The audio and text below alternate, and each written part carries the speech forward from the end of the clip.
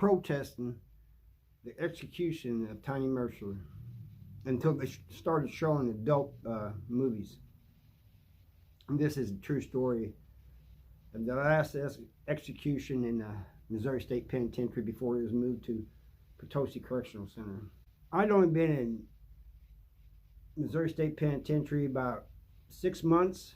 I think I got there in June of '88, and they executed him on January 6th, 1989. It was weird too because I remember the weather in January was warm like it has been lately here, like in the 50s or something, you know, and that's kind of unusual for January. But I did not know anything about Tiny Mercer, but I do know that night everybody started banging on their bars. You know, we had in front of the cells with bars and the doors were bars and everything, and everybody started banging, and everybody asking me to get in. So everybody was banging, kicking, and everything on the bars. And when the cellie get tired, when I get tired of doing it, my cellie would take over, you know. And finally, somebody yelled out, they're showing, you know, the adult movies. The banging stopped. I kid you not. They didn't have to come in there and tell us to stop. They did not have to try to make us stop by force. All they had to do was show those adult films, adult movies. And it was the craziest thing. I'm thinking, man, these guys really didn't care about protesting this guy. Because if they did, it wouldn't have mattered what movie they showed, they would have kept protesting.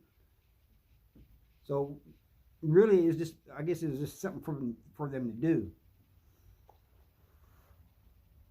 So the next day, I remember it was just kind of eerie to me. The whole place is eerie anyway, but it was just more so this time. And the last execution that had taken place in Missouri was in 1965, and this was 1989, so it was like, what, 24 years or something? And he was the last one executed in what used to be the gas chamber at the Missouri State Penitentiary. And if you go there now, they have everybody that was executed there, and he's the last one there and everything. But when I got out, I was telling some family members about this, and we get to looking him up. I would have never protested.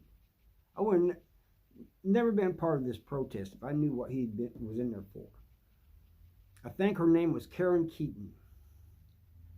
But he was at this house with some other guys, and this guy brings home this woman from a tavern bar and tells him, here's your birthday present. And he takes her upstairs and does bad things to her. Others do, you know, that hard R. Other people that was there did bad things to him. One of them didn't really want to, but felt like he was forced to. And then they took her life and threw her away like so much trash. Disgusting. But so I'm kind of ashamed that I was a part of that protest, you know. And really the only reason I was doing it, because I didn't know nothing about the guy. I didn't know why he was in prison. The only reason I was doing it is because everybody else was doing it, you know. And my cellie was doing it. So, but that's the one thing I remember about that is how it just got quiet as soon as somebody said they're showing these adult films. And years later, and there was people from the outside protesting there too, you know, free people that was protesting outside the prison. And I remember years later was in Potosi, and they was doing executions there, and I mentioned Tiny Mercer, and somebody says, yeah, man, that was no good guy for real, you know. And I said, you know him? He goes, yeah. He goes, I didn't know him, but I knew what he was in prison for. And I bet, so I told him, I said, was you there when they was banging on the bars and stuff? And he goes, no. He goes, I was in Mobley. But he goes, he's no good. So I told him, I said, everybody was banging on the bars, and until they started showing these adult movies, and then the banging stopped, and he laughed. He goes, oh, let me tell you something. He goes, many people in prison protest for a good cause. When they protest, it's for a good cause. He goes, but a lot of people would do it just to be doing it, and because it helps pass the time and stuff. He goes, them guys, they didn't really care about him. He goes, they saw on the news how protesters was going to be there that night, and they decided to join in. It was entertainment. It was passing time. And that's why when they started showing them those adult films, they stopped immediately, because they really did not care. All they cared about was what was on the TV then. He goes, and like I said, he said pretty much the same thing. He goes, if they really cared, if they was really protesting, they wouldn't have not stopped just because there was adult movies on there. Anyway, have you guys ever joined a bandwagon, a protest, or anything, and not really knew anything about what was going on, you know, about the person that you was protesting for or whatever? And this is one that really messes me up, man, because yeah, I was young.